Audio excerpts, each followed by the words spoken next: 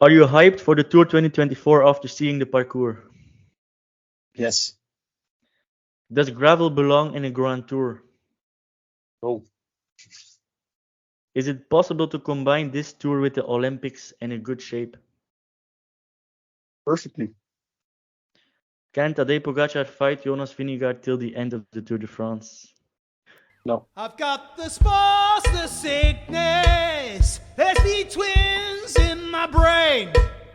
The season is barely over and we're already talking about a 2024 season. The Tour parcours is known, the hype is real. A start in Italy, passing through San Marino and Monaco before heading into France. 3,492 kilometers on the menu with 27 calls along the way. Cavendish extending his pro cycling career to get a magical 35th Tour stage win, but are there enough sprint chances? Only 8 flat stages on the menu. Oh, and there is gravel. Joining me for this course reveal is Dieter. Hi Dieter, how are you? I'm good. We had our first real life podcast recording last weekend. Did you enjoy it? I really enjoyed it, to be honest. All right, let's dive right into it. Enough chit chat. Dieter, take us through the opening weekend of the Tour de France 2024. First stage, yeah. Um, Not one I wanted to ride if I was a sprinter. Yeah, like not long hills, but like 5, 6, 7 kilometer hills the whole day. But sadly, the last 25 kilometers are flat. So that's a bit sad, to be honest. I would have put an extra hill at the end, and this is like a stage where it's between Pogacar and Wout van Aert winning. Like it's um, this will be very hard to survive for Van Aert, but if he does, he will be the fastest one who survived the stage. And otherwise, if Van Aert doesn't survive, big chance it will be Pogacar. And it's a tough stage. It's 205 kilometers between Florence and Rimini. There is a climb of 7.1 k's, average gradient of 4, a little bit less than 5%. Will Van Aert get the freedom, or is it already on duty for Vingegaard to not lose time in the first stage of the Tour? No, he will get freedom to go for this one, I think. So the first yellow jersey will be a fast guy who's able to survive a tough course.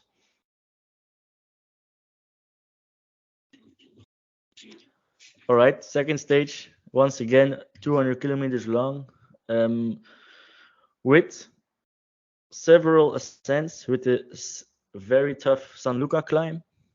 It's made for Primoz Roglic, the San Luca climb, isn't it? Yes.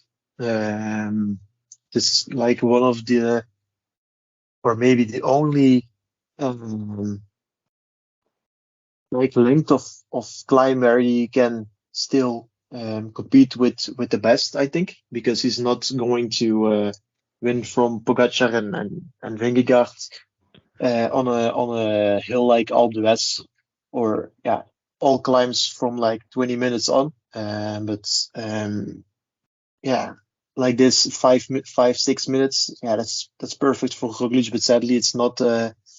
The stage doesn't finish on San Luca. So Can we see a first yellow jersey there for Roglic and for his new team? I think Van Aert will have a good chance to survive this one, to be honest. Are you It's sure 12 kilometers. it's a little bit less than 2 k's with an average gradient over 10%? No, but it's like still a pretty long way to the finish after that. So if he's gapped, he won't be gapped for like more than half a minute. And yeah, I think we'll come back to that then. So yeah. So the opening weekend is quite tough, demanding. You have to be in a good shape at the start of this tour.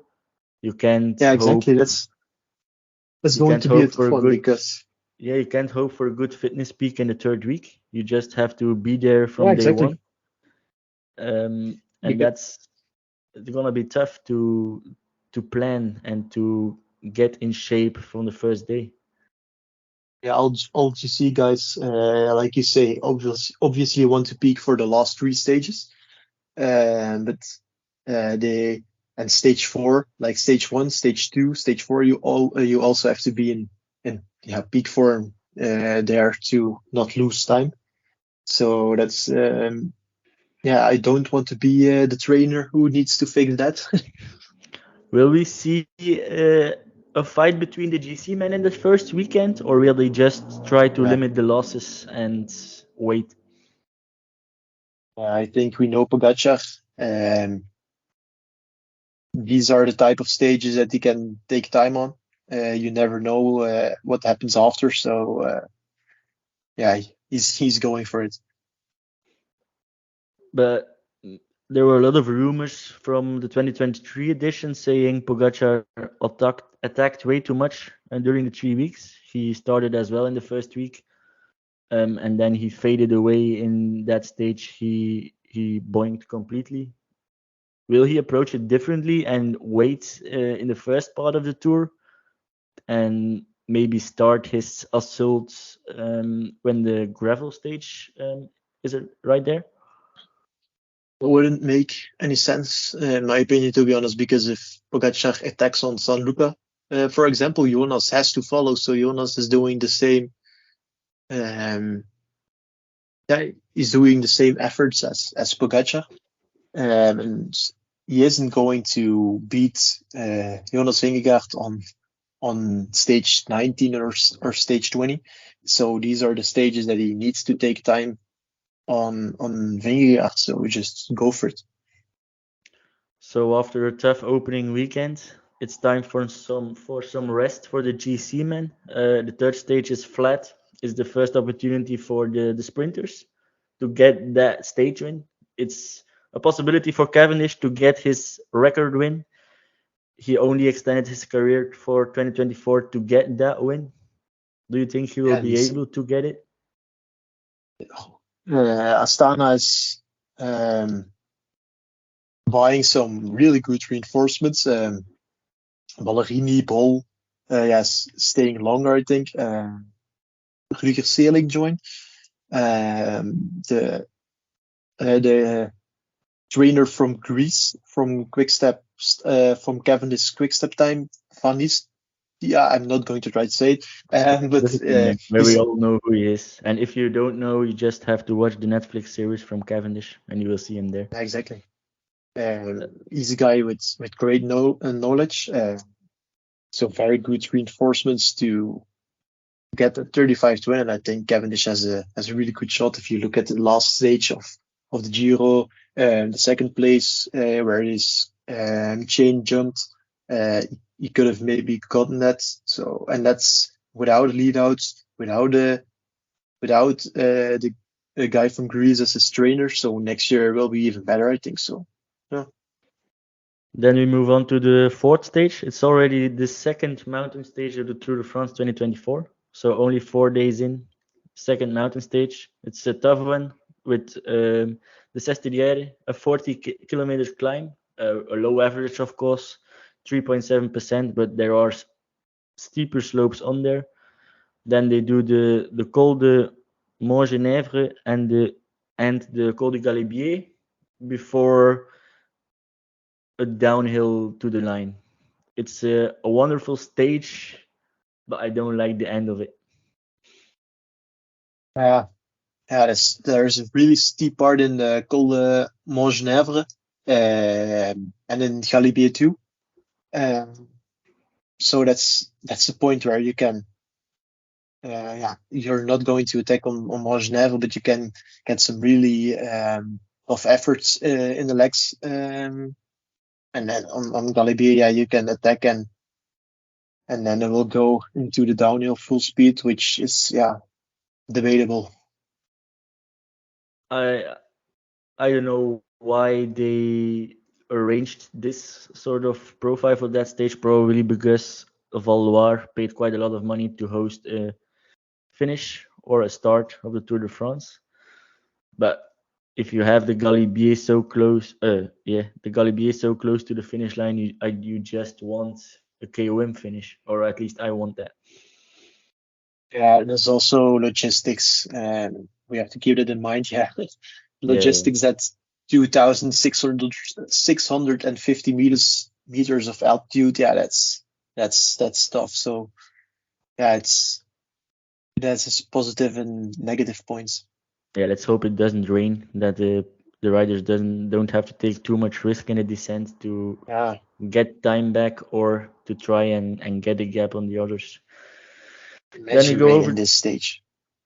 Yeah, that would be horrible. There will probably be a lot of warm up as well before the stage, as it goes up immediately at the start. This is so painful for the legs just seeing that profile, and you have to do so much of the stage uphill. Like looking at the profile, it's so much uphill. It's crazy. Yeah, exactly. Then we go over to stage 5 and 6. Once again, 2 opportunities for the sprinters. Of course, there isn't only Cavendish at the start, who's on the hunt for the record, but we also have fast men like Philipsen.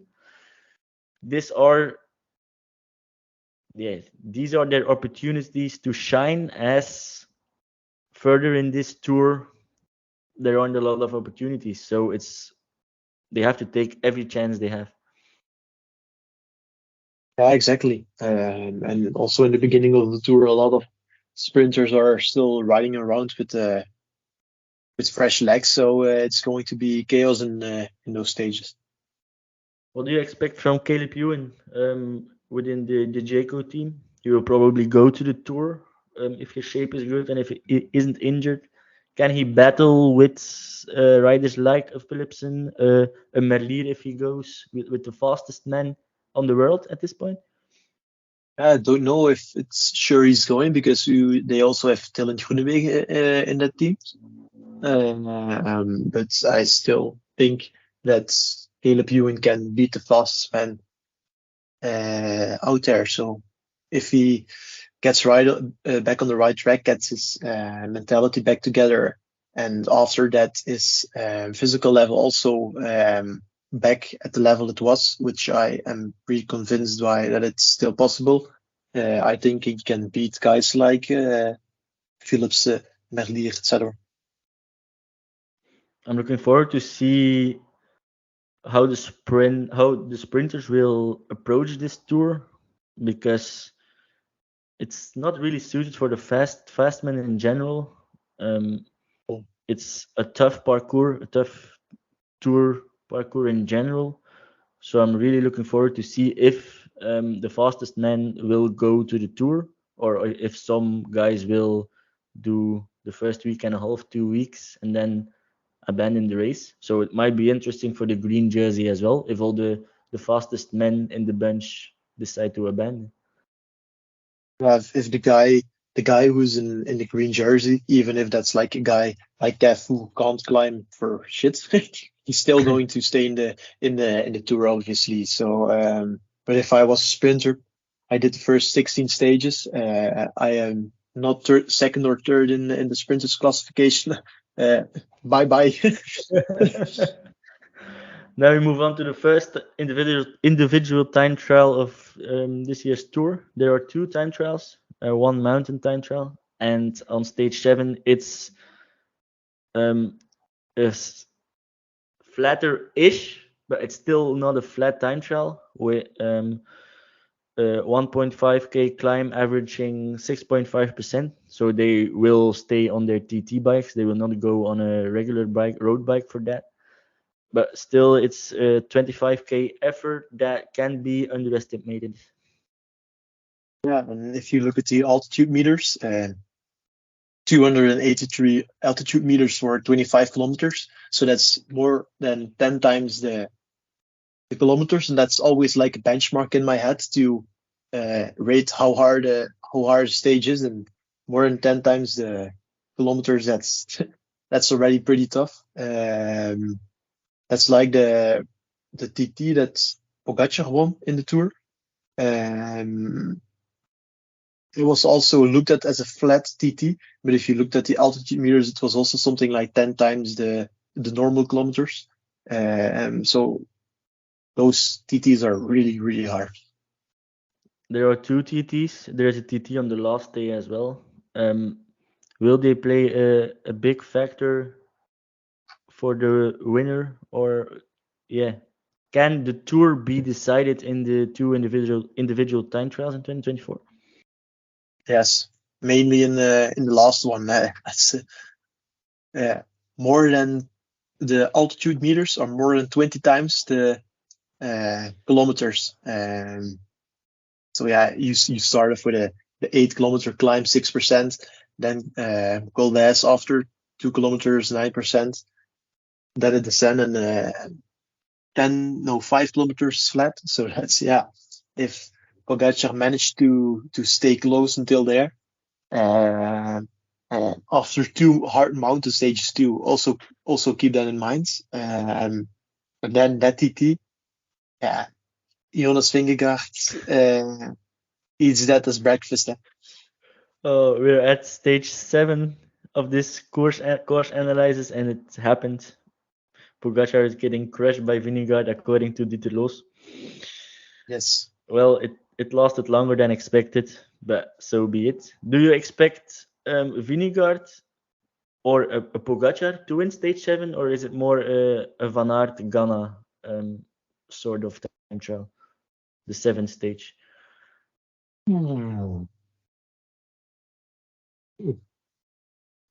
Difficult question, it seems.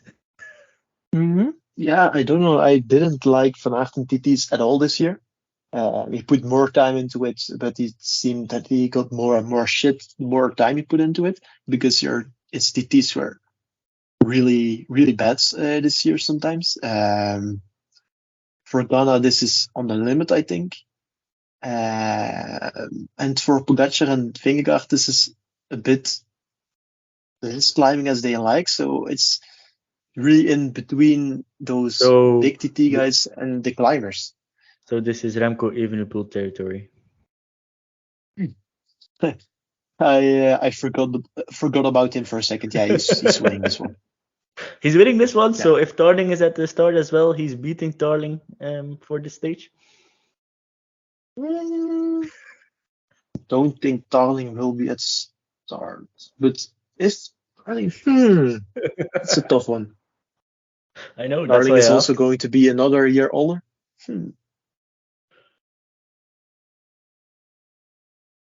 Yeah, then Tarling is taking this one. All right. So if Tarling starts, this is stage 4 Tarling. If he doesn't, it's Remco Evenepoel who takes the win. Then we go into the second weekend already with stage 8 and 9.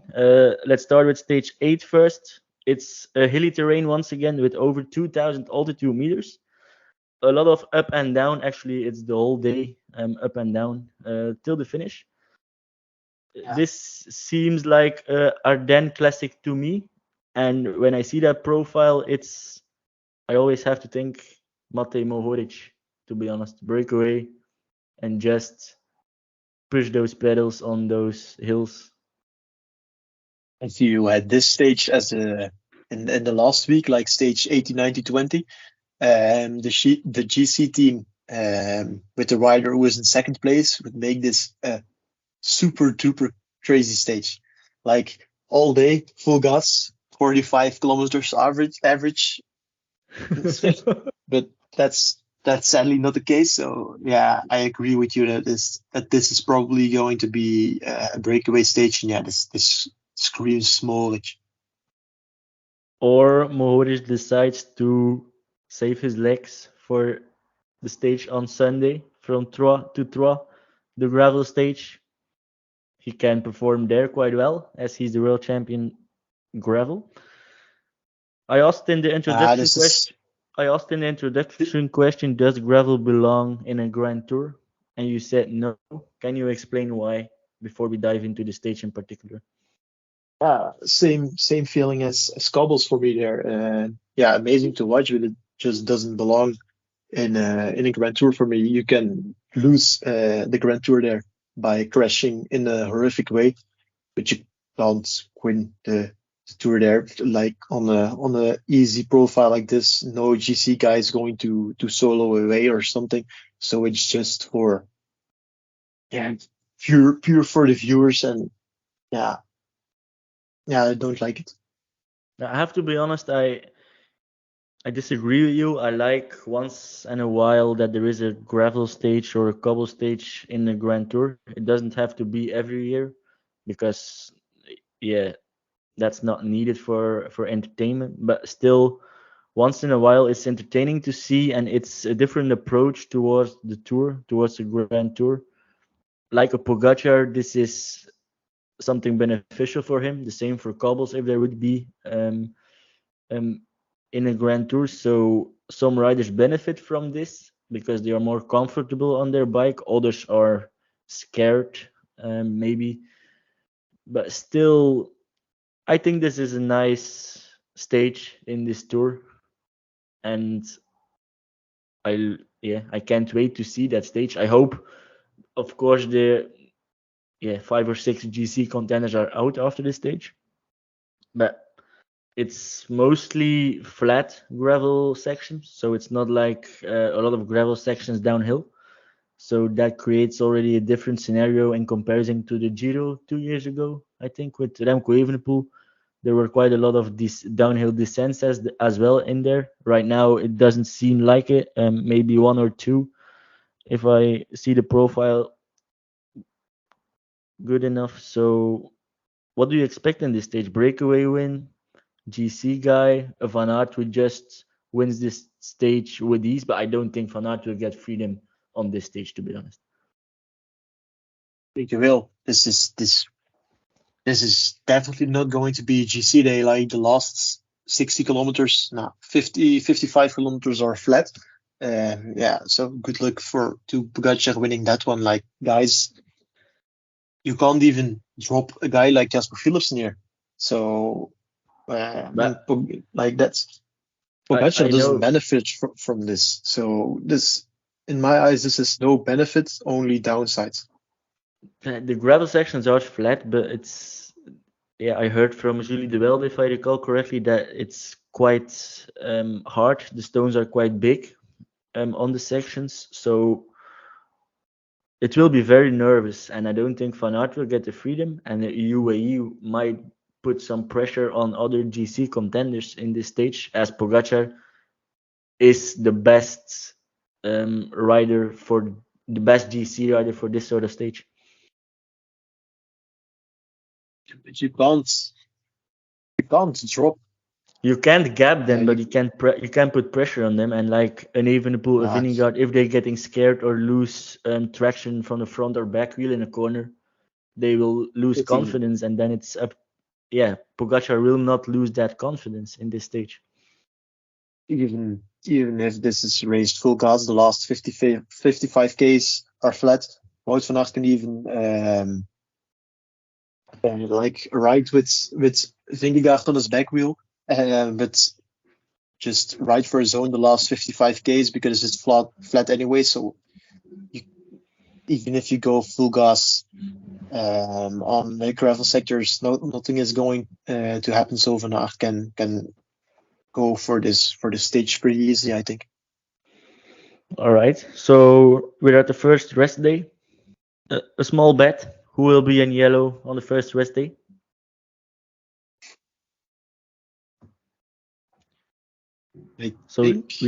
We had the Rimini stage, the Galibier stage, two tough stages with gravel. So also the TT,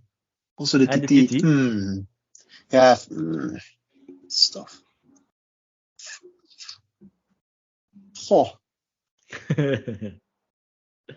Stuff.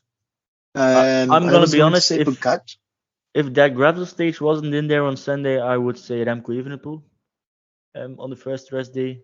Certainly because that time trial, and he performs quite good on San Luca, etc. as well. But with that gravel stage, if he builds his confidence, he will be in yellow on the first rest day for me. Same, Remco, yeah, because of the TT. Between the first rest day and the second rest day, it's quite easy to summarize. 3 flat stages and 3 mountain stages with an uphill finish. So stage 10, 12, and 13 are flat stages. And then we have stage 11, 14, and 15 uphill finishes. Starting with stage 11, it's a finish on Lioran, excuse me, with quite an easy opening of the stage, or easy. That's false easy. It's like short climbs up and down all day because the stage still has more than 4,000 altitude meters. So that's tough. Yeah. But once we're in the final 80-ish kilometers, the route goes a lot uphill. The Col de Néron, it's a 4K climb with more than an average of more than 8%. Then the Puy Marie Pas de Perol, 5K is a little less than 8% gradient, so that are steep mountains. Yeah. Then At we the go- end, the Perol climb is steeper at the end, it seems so. Yeah. And then we have the Col de Petru as well. It's again a little less than 5Ks with once again over 8% average gradient.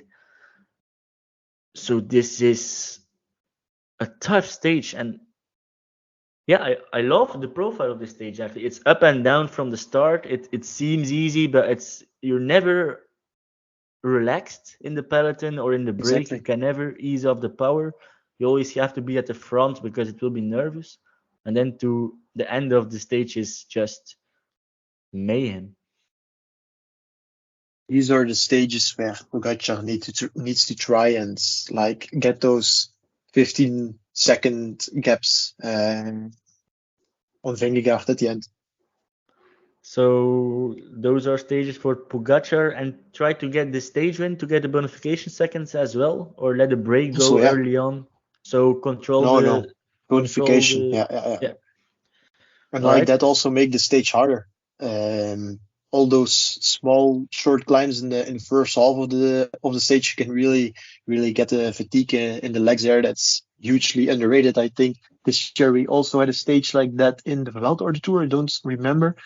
And I recall riders saying that the first half of the stage was so tough, and interviewers were like, "Huh? Like the second half is where the stage was supposed to be hard." And I said, "No, that was also really tough." All right, the third weekend, it's stage 14 and 15, finish on respectively Pla d'Adet and Plateau de Bay. The stage 2 Pla d'Adet has once again over 4,000 altitude meters. There is a lovely climb called du Tourmalet in the middle of the stage before the Urquette Dan Kizan, if I pronounce that correctly, and then Pla d'Adet. This stage, I have to say it a lot. I feel like it's cruel. This is a monstrous stage. The Col de Tourmalet, 18.7 Ks at 7.5% average, and then the finishing climb, Pla d'Adet, 10 Ks with a little less than 9% average. And there is a downhill section, a little downhill Yeah. section in the Pla d'Adet as well, so the average is even higher. So that means that the climb is like 10% or even more average. Yeah, and that's perfect for Pogacar, the final climb, to be honest. But it's maybe, yeah, this is between Pogacar and in between Pogacar and Vingegaard for me, because like the last climb you have the descent, and then after this descent, that's the perfect way for Pogacar to attack. But because of the Tourmalet, yeah, Jumbo does like close to 6 watts per kilo pace on there. Yeah. If I see this profile, my legs are cramping up. I have to be honest. Yeah. This is, and the section towards Col de Tourmalet is slowly going up as well when you see the profile. So it's like Yeah. falls flat till the foot of the Tourmalet. Then you have the descent of the Tourmalet, uphill again, descent, then a small flat-ish section, but it's go uphill slightly once again before they start the Pla d'Adet. So I always calculates altitude meters or of mountain stages to 200 kilometers, and this has 4,000 altitude meters for 150 kilometers, so that's 5,300 altitude meters for 200 kilometers, so that's a lot. And that's with a long flat part in the beginning. So that says enough. 70 k's flat in the beginning, and then 4,000 altitude meters in the last 80 kilometers. Yeah. Then insane. Then before we go into the second rest day, it's a Plateau de Bay. So the race organizers say after the Plateau de stage, it's not enough. We do another tough stage to end the second week of racing. And guess what? They just said, screw it all. We're going uphill with an average over 8% to start the stage. So the first 6.8 Ks are averaging 8%. Oh my, those I forgot legs. how hard this one was. Jesus. This is a stage to if you are a sprinter to get out of time limits. This is sorry for my words, but fucked up. Like on the Périsurde, the break will try to be they will try to form a break so that 7K start climb with 8% is. We're gonna have a peloton of 20-25 guys at the top of the Périsurde. Yeah. Imagine being a sprinter. Like you drop with the first 5 guys in Périsurde, then you have to do a descent. Then you have to already ride in a group of like 10 people. You have to cool already and after the first climb, and then you have to do a 1, 2, 3, 4, 5 climbs left, and you're already pulling from the front. Jesus Christ, this is going to be the sprinters just have to hope that the break gets away on the Périsurde, and then the peloton. It's not going to happen. Yeah, I know, but the peloton just slows down after the top, does it slowly in the descent, and then that's 20 Ks between the end of the descent of the Périsurde and the start of the Col de Mont. Maybe they can get back in the bunch, but after that it's screwed because the Col de Mont and the Col de Port d'Aspet are so much tough climbs in this year's tour. It's all 5,000 altitude meters for 200k, and there are a lot of flat parts. So. Like this is the Col de Mont is once again a 10k climb averaging over 8%, and then it's not enough. We go to Col de Port d'Aspet, a little more than 4Ks, but it's averages 10%. So, yeah. And then it's you put Dylan van Baarle on at the lead of the peloton from kilometer 65 to 130, and then he can ease off. And then you put like a guy like Geesink first, full on Col d'Agnes, and then you keep Kelderman and maybe Koes if he's domestiquing for the last climb, and Pogacar is going to cry. So this is a Jumbo-Visma raid stage. Yeah. Or is it still Jumbo-Visma next year, or is it Jumbo Lease Bike?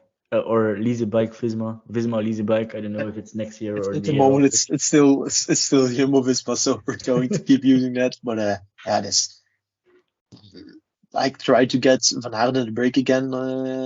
If that works out, Pogacar is going to be shivering on his bike. So Pogacar loses the Tour de France on stage 15 of the Tour de France. That's a good possibility. This is. All right, this is going to be a very boring Tour de France then, because the last week the race will be over. Vingegaard will be 5 minutes in front of the nearest competitor. And now Dieter Loos is going to say,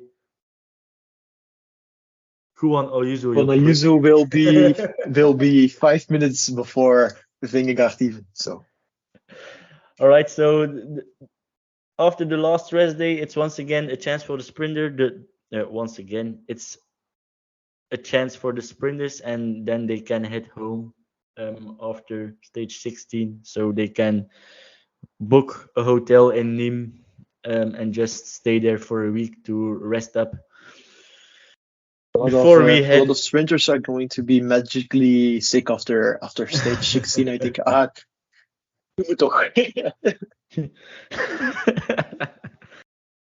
And then did it the last 5 stages in the tour are or hilly or mountainous. Yeah, you can say it's in short, to be honest. Stage 17 is going to be won by Tadej Pogacar. Stage 18, that's maybe a break, I think, if you look at the profile. But it's also not an easy stage. On this day, you also get some fatigue in the legs as GC riders. Then the day after, you have the Isola 2000 stage. Yeah. A climb of 20k, a climb of 23k, a climb of 17k. This is again Jonas Vingegaard terrain, but it's not that steep, so maybe that it doesn't drop Pogacar here. But again, a lot of fatigue in the legs. Then after that, you have a stage 10 kilometers 6%, 20 kilometers 6%, 8 kilometers 7%, 16 kilometers 7%. So you start the stage with a huge amount of fatigue in the legs. Then you have to do this, and then to end Tour de France, you have to do a TT, which starts with 8 kilometers at 6%, and you have like 20,000 kgs in your legs the last 3 days. Vingegaard is going to do this in the TT. I call it.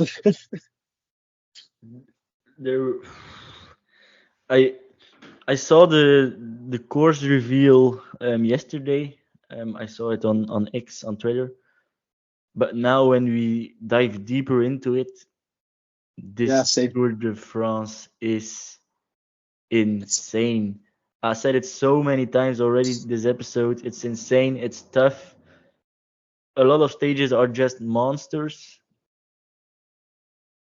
I have no words anymore after seeing this. And to end this tour in Nice, and that the organizers say, no, we're not gonna do a champagne ride. We're not taking pictures. No. We're just going La Tour de Bien Col d'Aise to finish it off. I would cry so hard. If I was riding this tour as a sprinter, no hair on my head would think about riding after stage 16. Zero doubt to do that. I would go home immediately. I would go home on my bike if needed to. So we reviewed the Tour de France 2024 Man edition. Who's your favorite for the 2024 tour, and who's your dark horse for the 2024 tour? And explain us why. Just don't say the names, but just explain us why as well.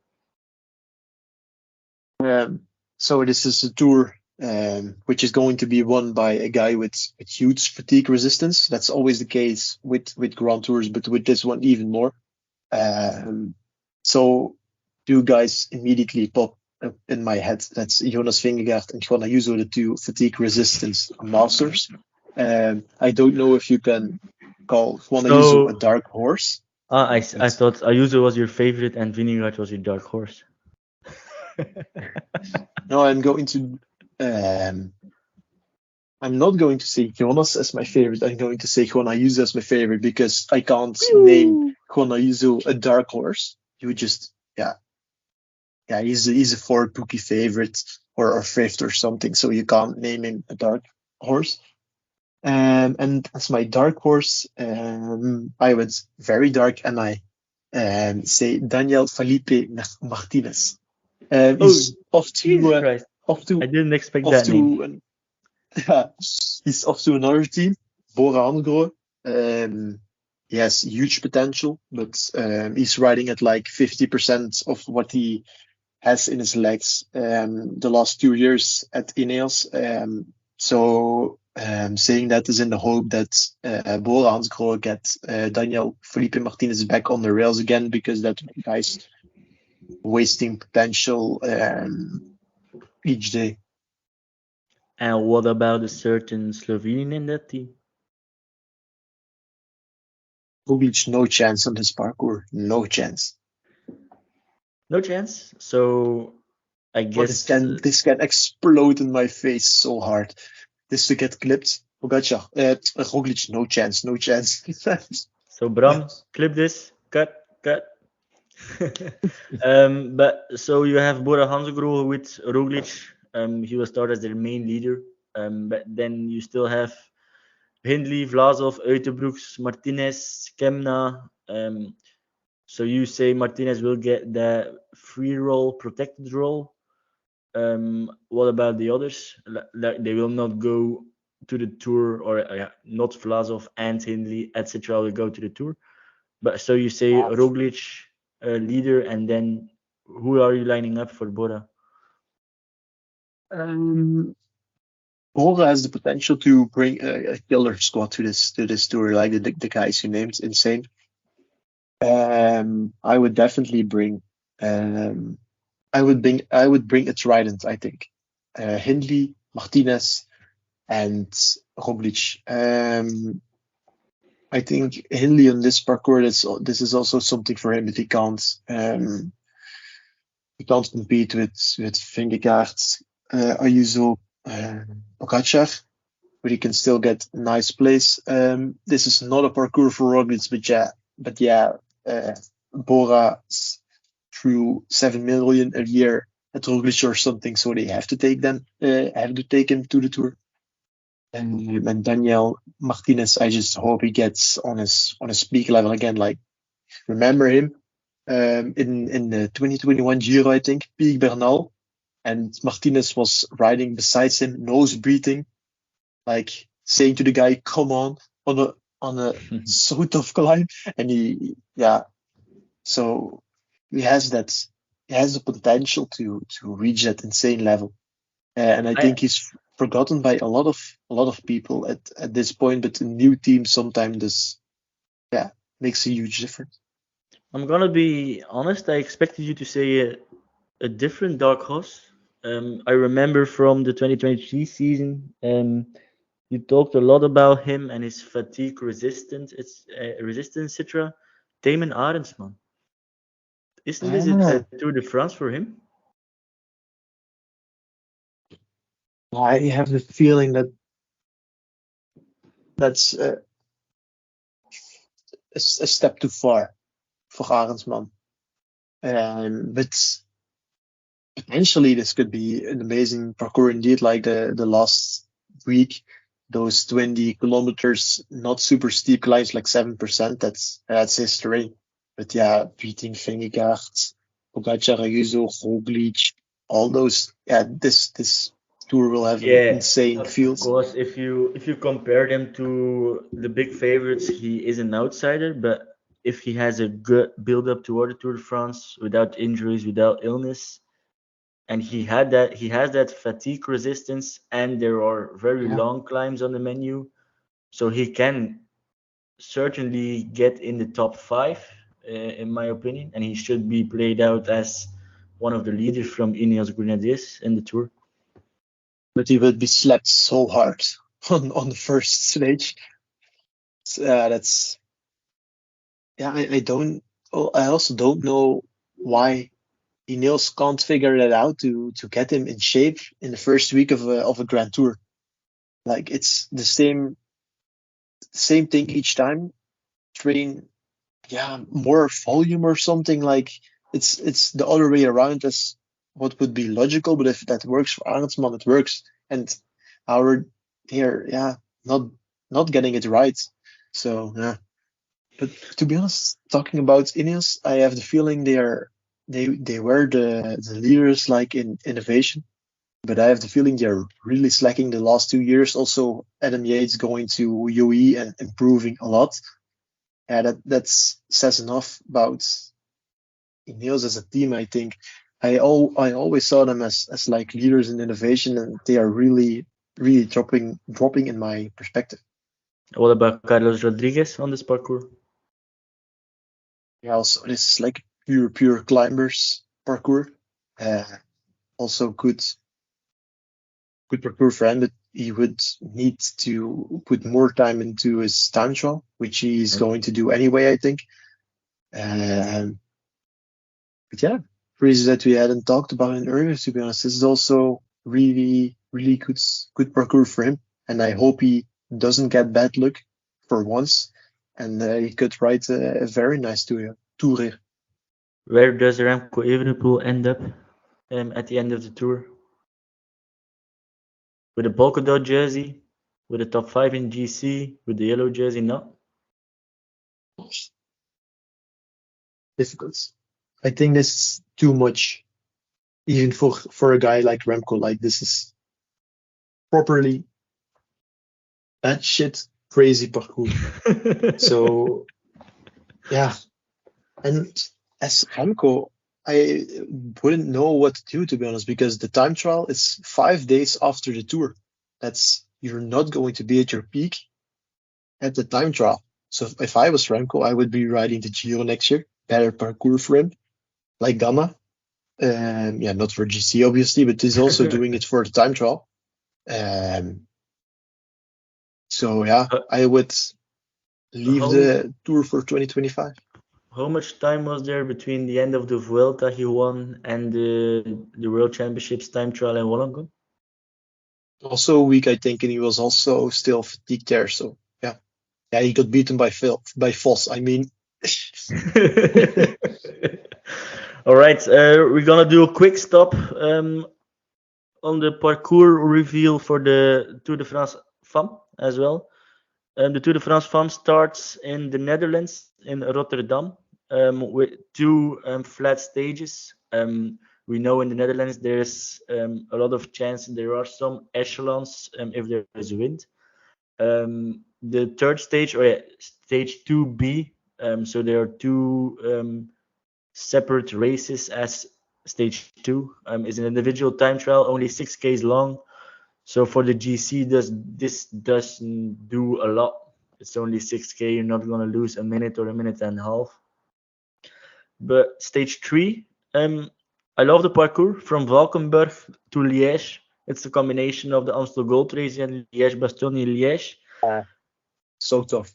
Oh. I love that stage actually. It's gonna be, certainly knowing the dynamics of the women's racing, this will be a hard fight from the start. When they start the Bemelerberg, and then you do the Koberg, and once again the Bemelerberg, and then they move over to Belgium and do the La Redoute and the Côte des Forges and the Roche au Faucon to end it. So this is gonna be an epic day for the Tour de France Femmes avec Zwift. This is also maybe a stage I'm going to watch, to be honest. And yeah, this is super tough. In the first 23 Ks, Bemelerberg, Koberg, Gulleberberg, and Bemelerberg again. So yeah, you're always going to have a few proper nutheads who are going to raise up those climbs, and you need to follow. And then it's easier, but still up and down the whole day.